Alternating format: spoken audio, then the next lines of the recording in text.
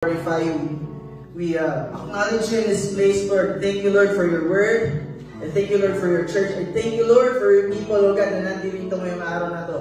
Ngayong gabi ito, Lord, we want to praise you sa lahat ng nangyayari sa aming buhay, Lord. We wanna give thanks to you, Lord, sa iyong kabutihan, Lord. We believe that you are faithful, O God. We believe that you are powerful enough, O God,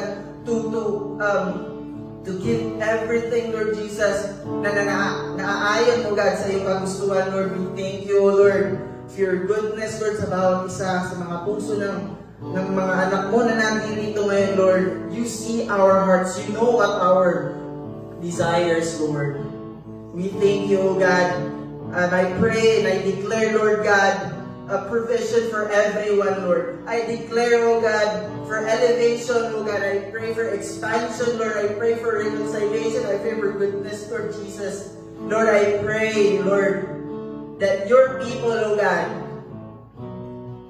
will experience your goodness, Lord. Hindi man ngayon, Lord, but your time, Lord God, is always perfect, O God. And we believe in that, O God. We believe, O Jesus, that everything happens for a reason, Lord God. And our seed, Lord God, mamumunga ito, O Lord.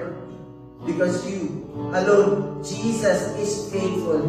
And we, Lord Jesus, we pray that your Holy Spirit, O God, manahan sa aming mga puso. And we seal our prayers and our desires and our lives, Lord God, with your holy, precious blood, O Lord.